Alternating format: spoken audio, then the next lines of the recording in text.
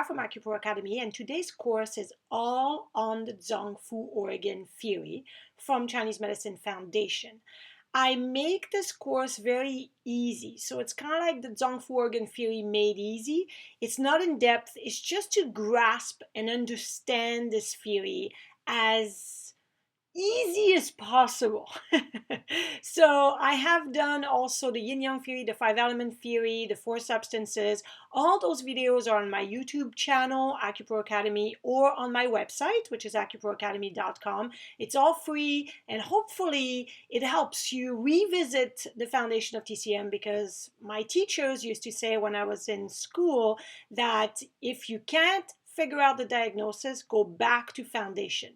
Foundation of Chinese medicine really makes you helps you figure out diagnosis. And without the right diagnosis, there's not the right treatment in Chinese medicine, as you know.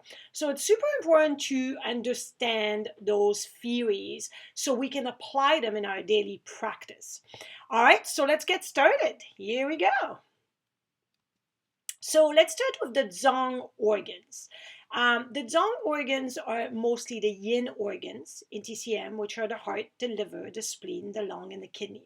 The pericardium is not necessarily part of the Zang organ because it's more of a meridian than an organ in TCM, so it kind of not put in. In some theory, it'll say the 6th Zang organ, which includes the pericardium, but in most classic TCM theory, there's only 5, and the pericardium is part of the heart theory or the heart 5 elements. So it's not gonna be in this theory per se.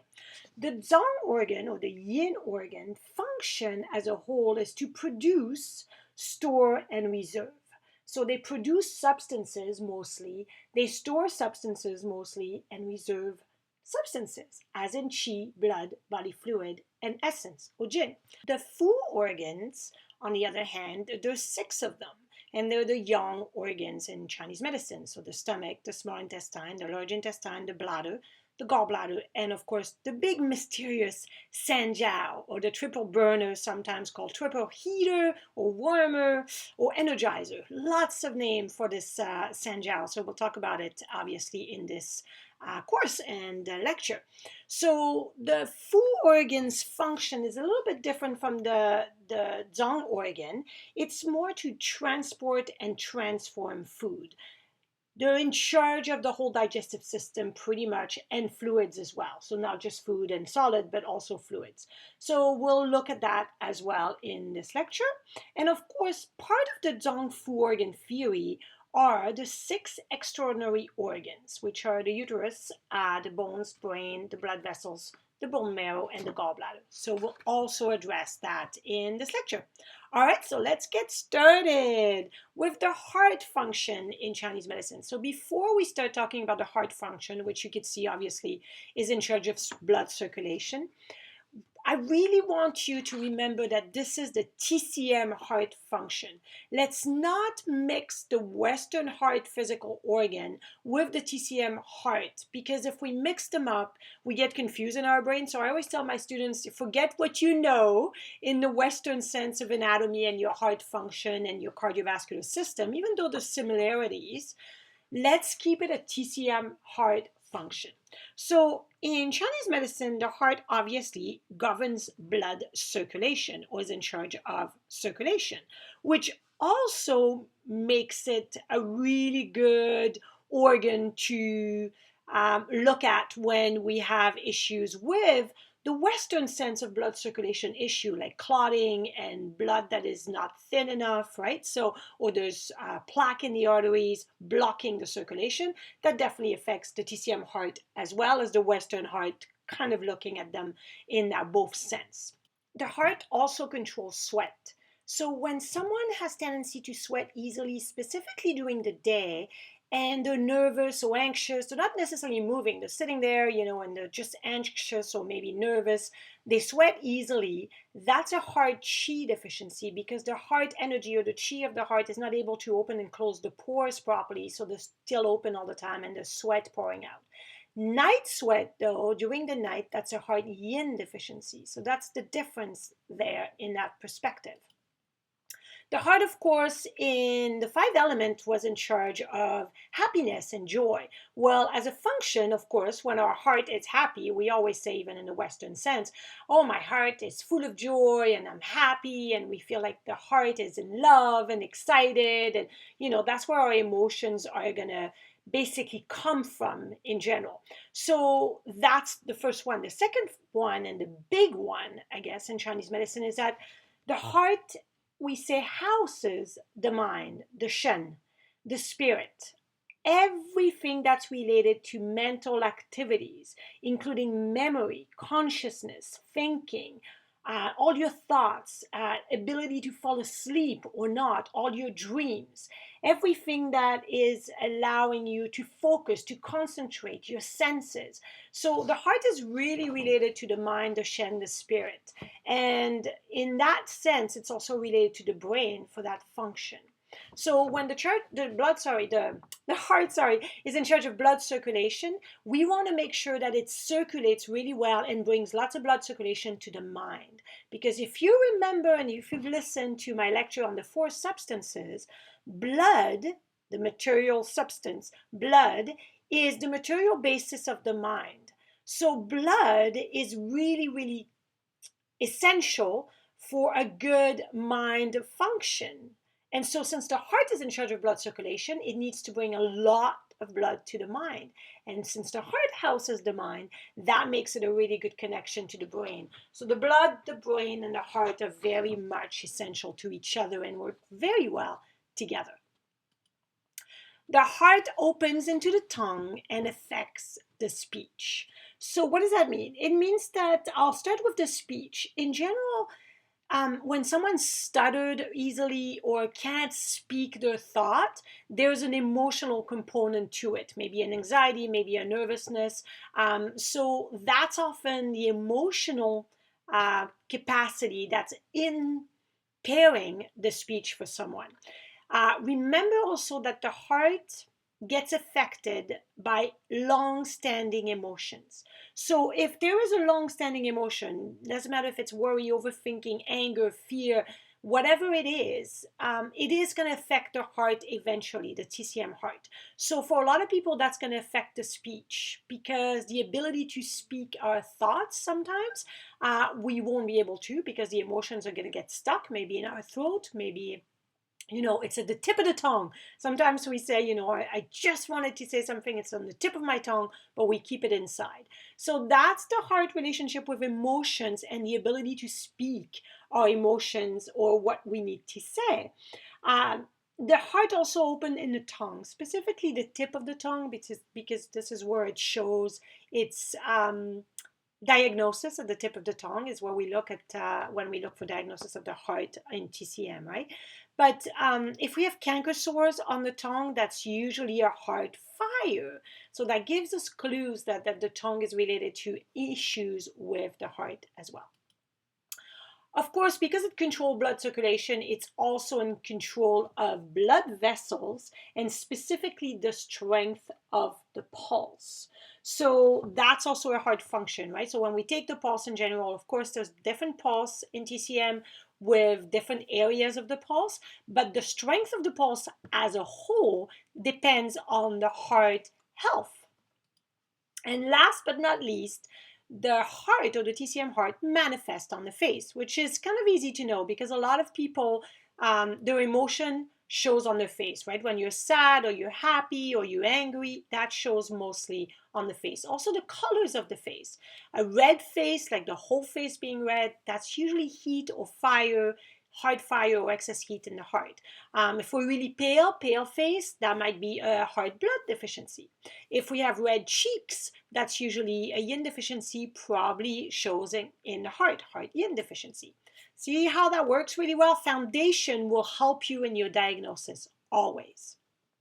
The spleen functions in TCM are much like the digestive system. Really, the spleen and stomach together form the digestive system in TCM. So the spleen function, number one function, is to govern digestion and basically transform nutrients into energy and transport those nutrients, so food and drinks nutrients, all over the body for purposes of energy, mind, and body. So literally, that's the main spleen function in TCM, or the TCM spleen. The second one is the spleen opens into the mouth because digestion starts in the mouth and manifests on the lips. So if there is pale lips, for example, that's definitely a spleen deficiency. So it's looking at the lips and the mouth, usually both spleen and stomach, and we're going to talk about the stomach when we talk about the food organs, are much related, they have a big relationship with the mouth and the lips, right? Of course, again, we're in the mouth. That's the beginning of digestion. Spleen controls saliva as a fluid. So if there is a lot of saliva, for example, you're drooling on your pillow every morning, you wake up and then your pillow is wet and you're drooling, that's usually excess dampness in the spleen. And if there is a lot of dry mouth, like the opposite, that's usually a stomach issue. So interesting, spleen and stomach are very much yin and yang related, and we'll talk about it when we get to the stomach. Spleen is also in charge of preventing water retention, specifically so we don't have a lot of bloating, a lot of, specifically for bloating, I would say more in the digestive system than anything. And that's usually if spleen can transform and transport the fluid properly, there is no issue. Otherwise, there would be dampness, again, which affects the spleen a lot.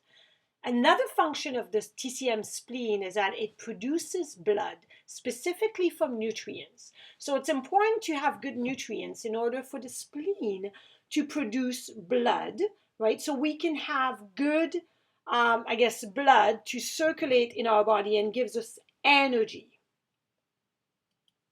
And it also prevents hemorrhage. So one of the functions of the spleen is to keep blood within the blood vessels, which means preventing hemorrhage. So when there is abnormal bleeding either comes from too much heat in the body, which rushes the blood, and that's another issue. But if it's not, it's coming from the TCM spleen not able to hold the blood within the blood vessel. So if someone has abnormal bleeding with no heat sign, that is a spleen deficiency, not able to prevent hemorrhage. Obviously, what I love about the TCM spleen is that if we are eating really good nutrients and our digestive system can absorb, transform the food, the nutrients into energy, we have good, strong energy and we can exercise. So one of the TCM spleen function is to control muscles, to give us strength in all our limbs so we can physically be fit and exercise. Of course, you need to exercise, but you need food to recover post-exercise and good food, so a good digestive system. And pre-exercise, we also need to eat good food, so we have the energy to do so. Another function of spleen, TCM spleen, which is very specific to TCM, is to keep all organs from prolapsing. So it's in charge of keeping all organs in place. If there is an organ prolapse, like a bladder prolapse, uterus prolapse, usually that's a spleen chi sinking. So see how diagnosis always goes back to foundation to understand how it all works together. And another interesting, function of the TCM spleen is that it's in charge of raising chi, because it keeps all the organs in place, right? So it raises chi, keeps all the chi up, going upward, which means it gives us energy, so we feel like we're not falling down and sinking and tired and exhausted. So bringing good chi up also allows the spleen to bring good energy to the mind. So when we eat really good food, chi or spleen chi will bring a lot of it or transport it to the mind, bring it up to the head for clear thinking. So if we feel scattered or we can't think properly or we feel unfocused, we can't focus, we feel foggy in our mind, that is a spleen issue, or someone eating a diet that's affecting the spleen ability to bring good chi or good energy and nutrient to the mind so we can think clearly. I love the spleen function in TCM, and I love to see acupuncture ability to treat the TCM spleen very well. And of course, diet huge into making the TCM spleen happy and healthy. Now let's talk about the big liver. The TCM liver, sorry, I was going to say lover. Okay, scratch that. I'm not going to edit. The TCM liver in Chinese medicine function, main function is to really ensure the smooth flow of qi. That's its main function, which means it's in charge of making sure everything's moving properly. We have great qi circulation for digestion, for example. So if we digest food properly and everything flows properly and we don't have, slow digestion, then that's the liver qi moving properly. If we have cold hand and feet, that's usually liver qi not able to bring enough qi to the extremities. So it's not moving qi properly. And so cold hand and feet usually is a liver qi stagnation. It's stagnated, it's not moving properly. Or if we have a lot of tension in our shoulders and we're tense all the time because we're stressed, there's not a lot of circulation happening up there. We need to relax, right? We need to do activities to relax that qi and being able to be more smooth in our flow, I guess. The second function of liver is that it's in charge of storing blood for menstruation specifically. So spleen produces blood, and when we have extra, liver stores blood specifically to release it at menstruation time. So kind of the lining of the uterus that we shed every month for menstruation, in Chinese medicine, the TCM is in charge of it. So when there is menstruation issue, we always have to look at the liver in a way, but also at the spleen because it produces blood. So that's always interesting, I found. The liver manifests on the nails. So purple nails, for example, means that there's stagnation. Supposedly, liver blood stagnation. If the nails are really pale, it will be a liver blood deficiency. See how that works, right? So the nails that are brittle, that are they break easily, they're very what's the word? They don't grow very well. That's also a liver blood deficiency. All right.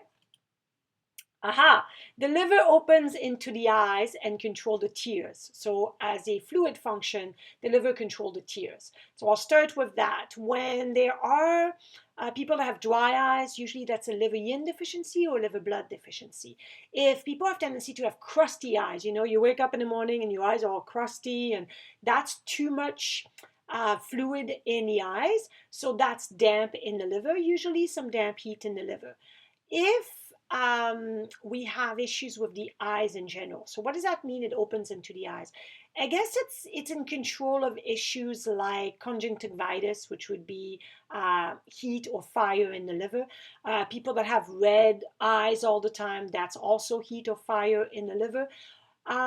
People have dizziness. So dizziness, of course, is not the eyes, but it's impairing our function to see, or blurred vision, or seeing spot or floaters. Those are liver blood deficiency symptoms. See how, again, diagnosis comes back to foundation function of each organ. Big function of liver, which also the gallbladder addresses as well, is controlling sinews for better movement. So again, that's a better flow, again, kind of thing, right? So the liver, TCM liver, is in charge of tendons, ligament, and joints, smoothness and function. So if we have things like carpal tunnel syndrome, that is usually a liver blood stasis when it's really painful, or a liver blood deficiency when the carpal tunnel feels like our hands are weak and we can't open a door or open a jar because it's so weak. So that's more of a liver blood deficiency in the end. So definitely anything that's affecting the joint, ligament, and tendons, we have to look at the liver in TCM. And finally, the liver is in charge of housing the ethereal soul, which means it's in charge of planning, of envisioning, of having goals, of being in charge and having a vision and basically planning every step and achieving. So the liver is the achiever, right? It's kind of like the general in charge of the war, I guess. So having a good direction in life and vision, that's all about the liver. being really healthy. Let's look at the lung functions in TCM. So obviously, just like in the Western sense, the lungs, and often it says the lung, not the lungs, because it's a system. So we call it the lung system. Okay, so that's that little difference. So the lung functions in TCM, obviously, just like in Westerns, is in charge of governing chi and respiration. So it's literally in charge of breathing in and breathing out, right? So that's its main function, its ability to breathe in and breathe out. The most important thing for me, and that I really, I guess, focus on in my practice, is that the ability of the lung in TCM to control the immune system, the wei qi, the defensive chi, right? So we use the lung as the specifically points on the lung meridian to help when someone is sick or if they're sick all the time, right? So someone that has a lot of cold, lots of flus, or takes a long time to heal when they have a cold or flu, it lasts forever, that's a lung qi deficiency. It's not able to defend the body and heal from invasion of bacteria and viruses. The lung function in TCM also control body hair and the skin. So any kind of skin issues like allergies, for example, that's also, of course, the defense system, right? We have a low immunity if we are reacting to, let's say, hay or dust or cat danders, right? Anything that's environmental is going to affect our skin or give us reactive skin allergies. That's usually a control of the lung, not able to defend the body against all those environmental factors. Body hair is also supposed to protect you against bacteria and sinuses, right? Sinuses and viruses. I was just thinking of the nose. So we have a lot of hair in our nose. Some of us have more than others. That also is the ability of the hair to stop bacteria and viruses to go and through invade our bodies, right? So again, it's a defense mechanism. So like I said, the lung open into the nose. So of course, if we have chronic or acute sinus issues, sinusitis, allergic reaction, or nosebleeds, we have to look at what's going on with the lung in TCM perspective. The lung in TCM also regulates water metabolism. So what's interesting is the spleen prevents water retention, but the lung regulates water metabolism. So they work very closely.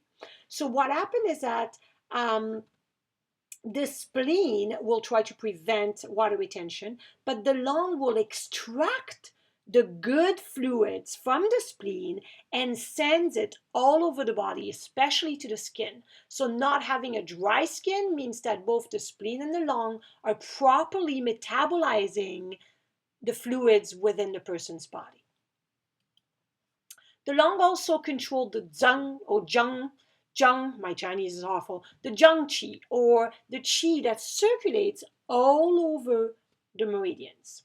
So it's interesting in the perspective of when we have qi circulating through the meridians, the lung, because it's the most outer yin organ of all the yin organs. So the Zang organ are all yin organ, but if you compare them all, the lung would be the more outer one, the one that's the more surface one. So it is more in control of the qi within the meridian. And then the lung is in charge of the mind and body connection. It's in charge of the corporal soul. So our physical strength, how the ability to follow through, to finish what we started, the lung is in charge of that purpose. Aha, the kidneys in TCM. Boy, boy, oh boy, oh boy. So the TCM kidneys have many functions that are so different from the Western kidneys. But I love the TCM kidneys because it's the root of who we are, right? So first of all, in TCM, we always say the kidney yin and the kidney yang are the roots of who we are or our genes. So if one is diseased, the other one will be too. Right? If there's a kidney yin not properly functioning, there will be a kidney yang not properly functioning, and vice versa. So the first thing to think about is that the kidneys are in charge of, because of our genes, it's in charge, or they are in charge of our growth. So everything that goes from birth to growth to aging, it's literally in charge of our aging system. What our parents gave us, what our DNA gave us, hopefully we age well, but that is determined by our birth and our parents, right? And then eventually, obviously, what we do with our life and what kind of lifestyle we have to age faster or not. So it's in charge also of reproduction, fertility, right? And development, brain and body development and growth. So very much related to essence, of course, as a substance, right? So the kidneys are in charge of controlling the lower orifices. So the opening and closing of the lower gates, usually we say. And so that's the spermatic duct, the urethra, and the anal area or the anus area. And of course, the vagina area. So if there is leakage or issue with leakage of, or I guess, bowel or urine that is not able to be controlled, that's a kidney function.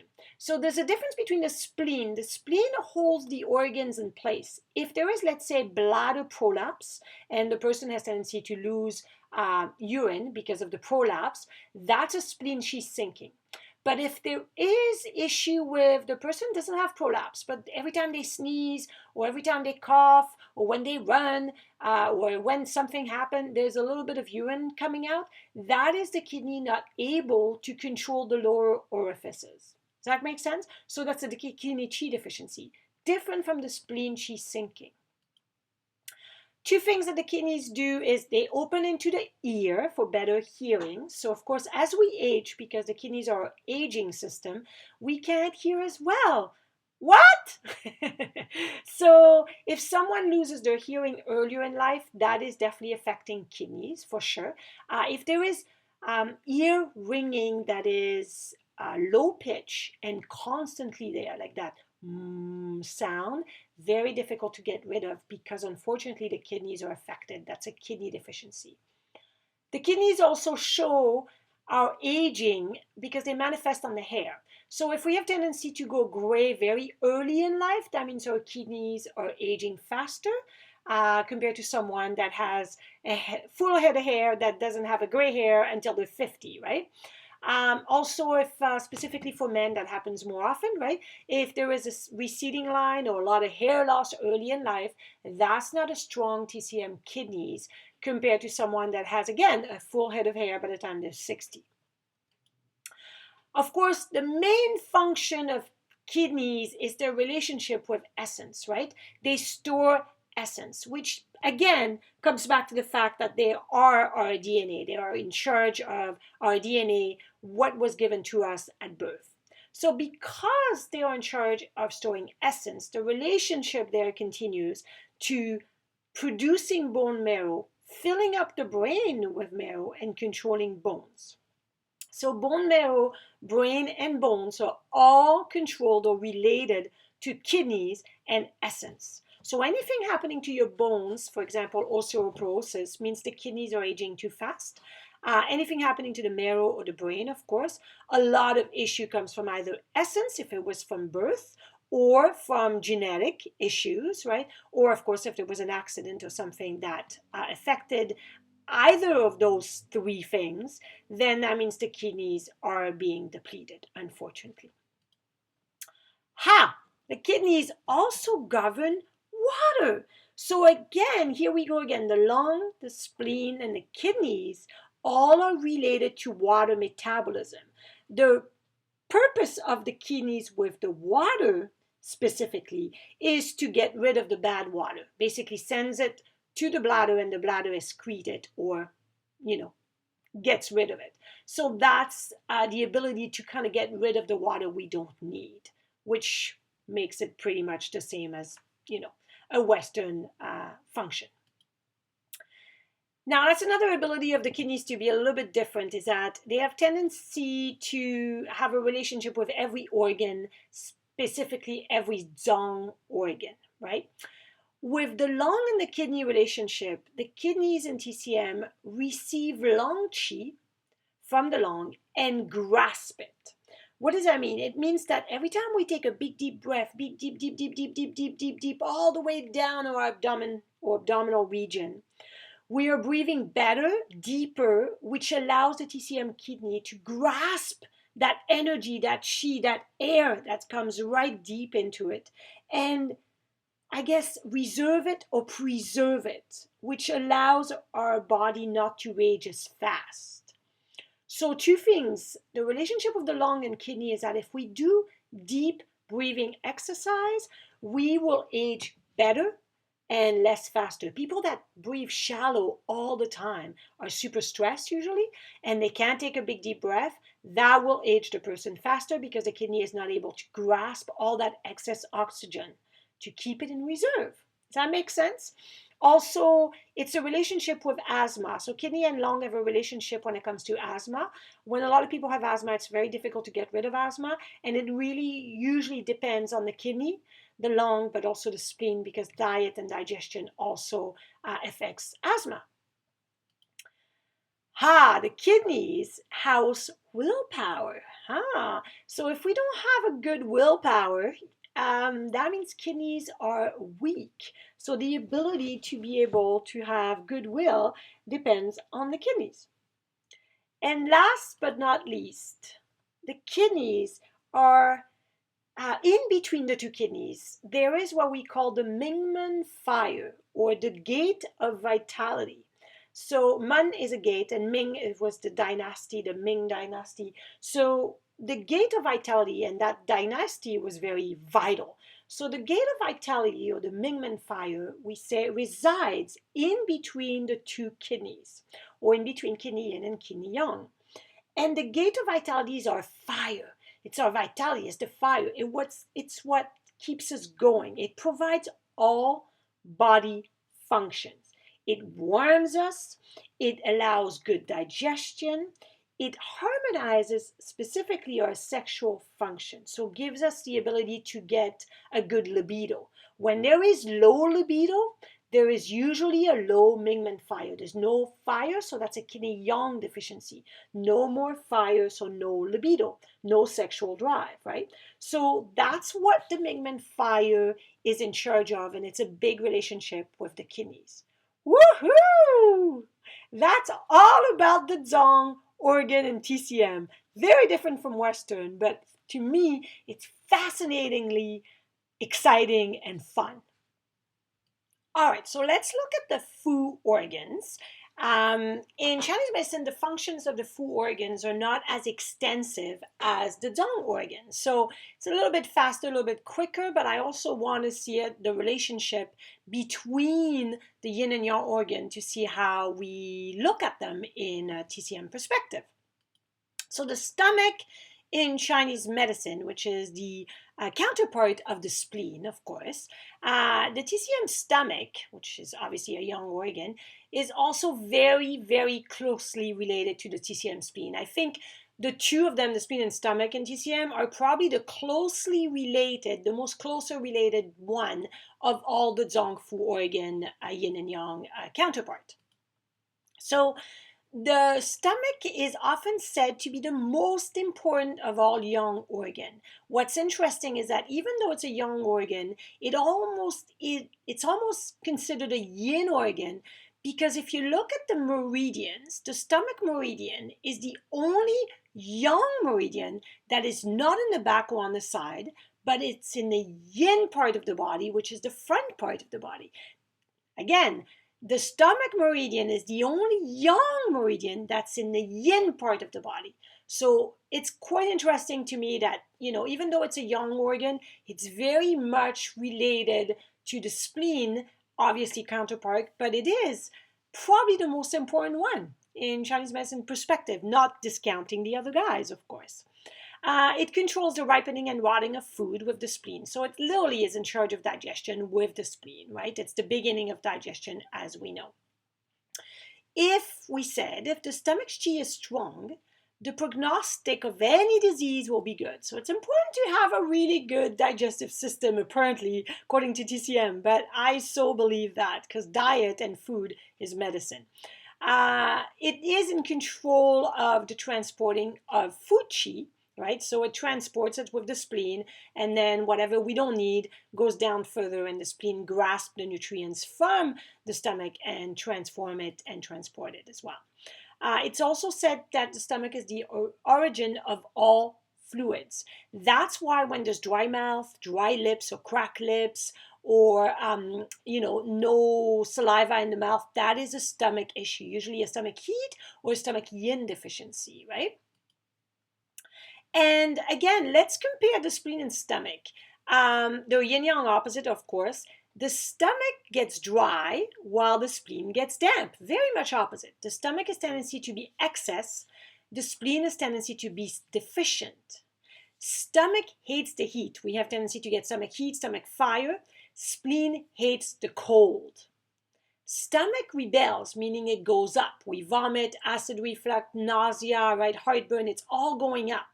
While the spleen sinks, it goes down with fatigue, with organs prolapsing, with diarrhea.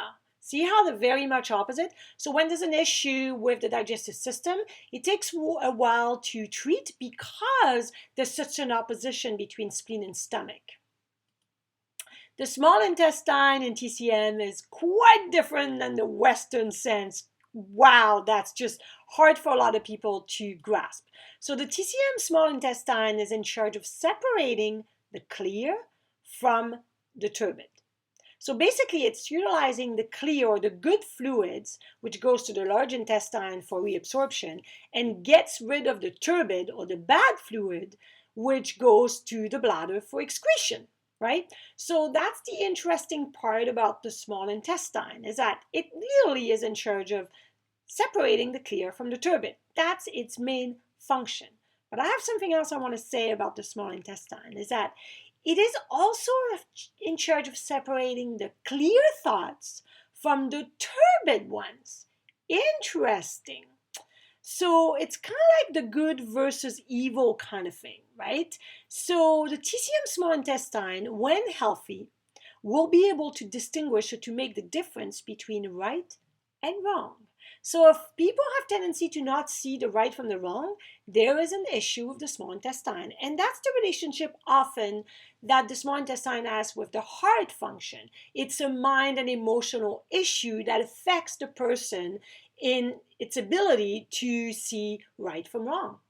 Isn't that interesting? If you want to know more about this whole right from wrong, check out my website and look at the resource page. All about the small intestine has a whole blog post talking about this in depth. You might like that a lot. So my resource page has tons of great goodies on TCM. The large intestine in TCM, pretty simple. Same function really as the Western sense, right? It's to literally get rid of the rotten food and excrete feces. So, but its second function, which is much more TCM in perspective, is that it is also affected by long-standing emotion. And the large intestine has tendency to not be able to let go. Right? So the ability of the large intestine not to let go is what we look at when people have chronic constipation that is not due to diet, and the ability to not let go of certain emotions. So then we retain them and we have chronic constipation. Again, if you want a blog post on that, look at my blog post on all about the large intestine and constipation as well. And constipation on my resource page. I talk exactly specifically about a personal a story of mine regarding chronic constipation and not the ability to let go of some long-standing emotions. The large intestine connection to the TCM lung is specifically reflecting in the skin and the immune system. Of course, the large intestine has our bacteria, right? The good bacteria, the flora, our probiotic reside in there. So our ability to fight our immune function resides in the large intestine. So that's their connection. And of course, if we don't evacuate food properly, it's going to reflect on our skin, and it's going to come back with skin issues as well. The bladder in TCM. So the bladder function in TCM is pretty much, the same as the Western function. It removes water or bad fluid by qi transformation, which is helped by the small intestine, as we said earlier, separating the clear from the turbid, and the sanjiao. We're going to talk about the sanjiao in a minute. So basically, to excrete the bad turbid fluid is the function of the bladder.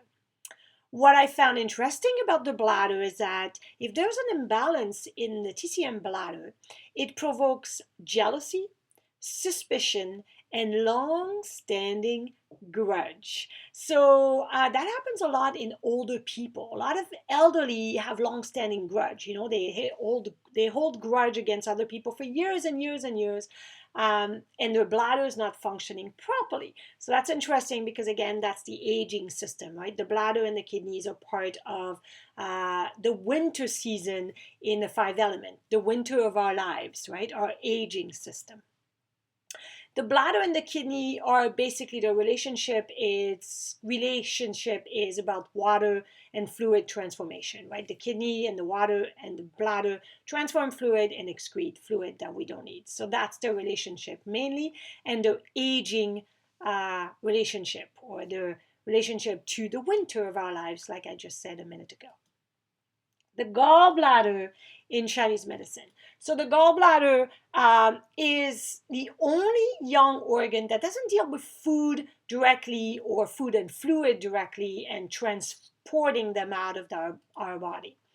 It stores bile. So bile is very important, as we know, but that's funny because the gallbladder stores bile, which is exactly the Western sense. So this is the kind of relationship that sometimes it's hard to distinguish TCM organs from Western organs, because a lot of time there is connections, of course.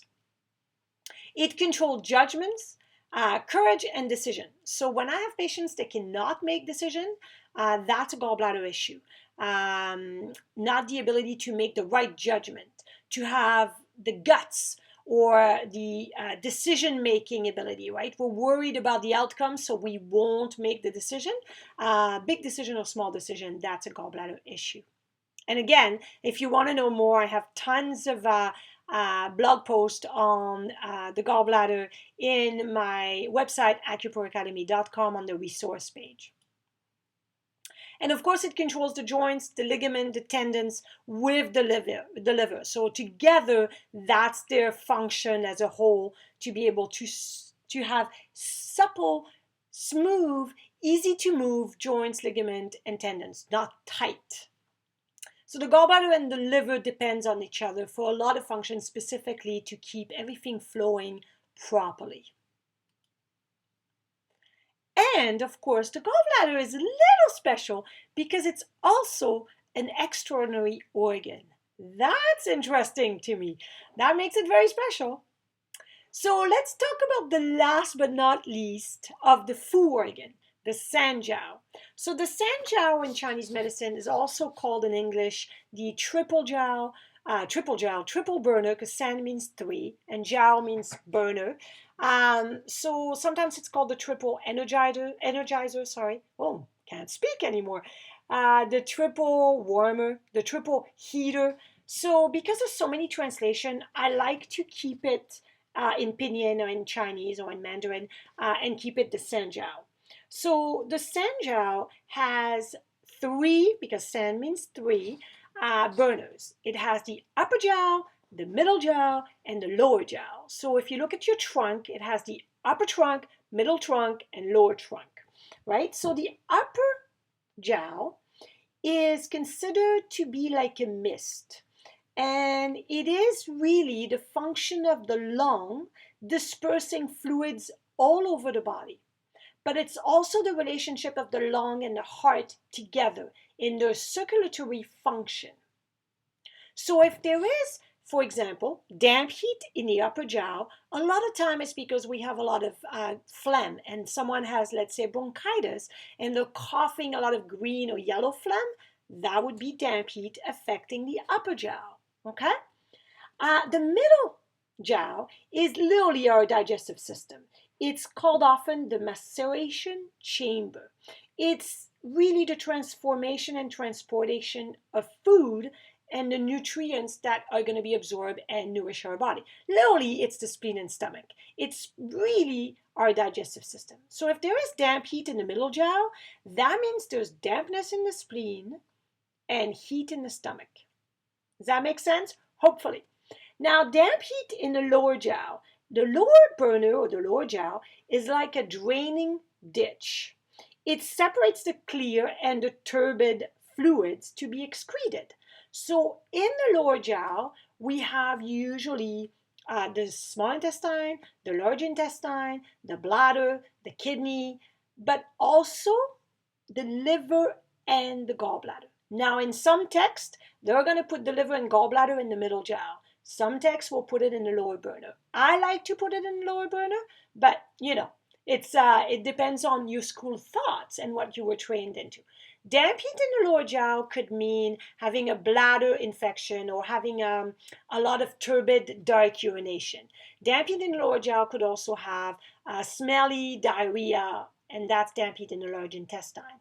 We could also have damp heat in the lower jiao affecting the liver if we had yeast infections specifically due to or some herpes. Genital herpes would be damp heat in the lower jiao affecting the liver meridian. So that kind of gives you an idea of how the Sanjiao is seen in a TCM perspective. And the Sanjiao is related to the pericardium mostly because of the meridian yin and yang relationship. Nothing else, really. All right, that was it for the Fu organs. The extraordinary organs in TCM are part of the Zang-Fu organ, and they are all of them related to kidney and essence. So all of them depend on good essence and good TCM kidneys.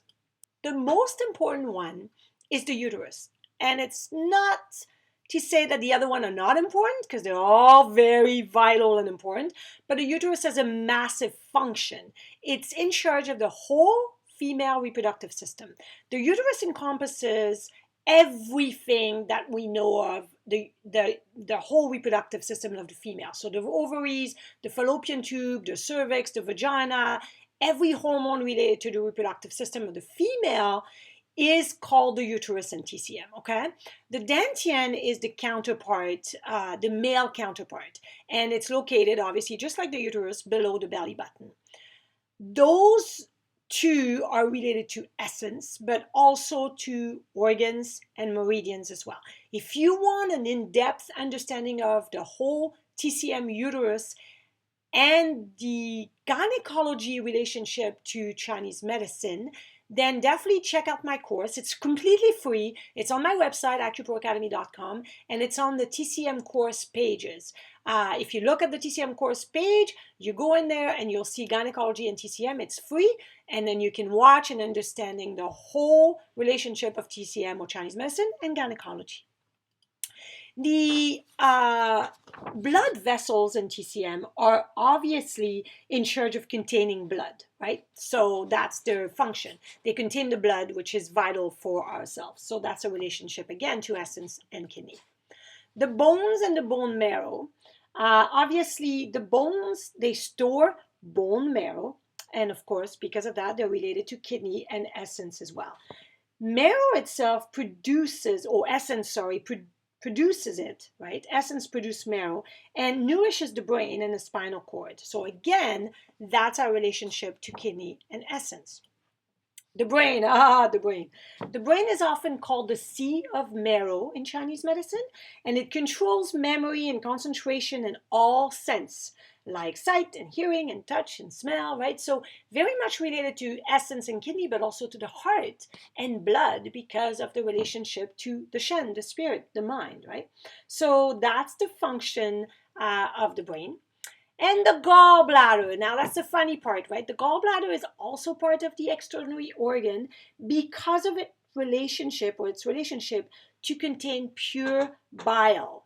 Okay, the pure fluid that is bile, in Chinese medicine is like gold. It's super, super, super important for the production of qi into bile. So the kidneys and the gallbladder are very much related for that.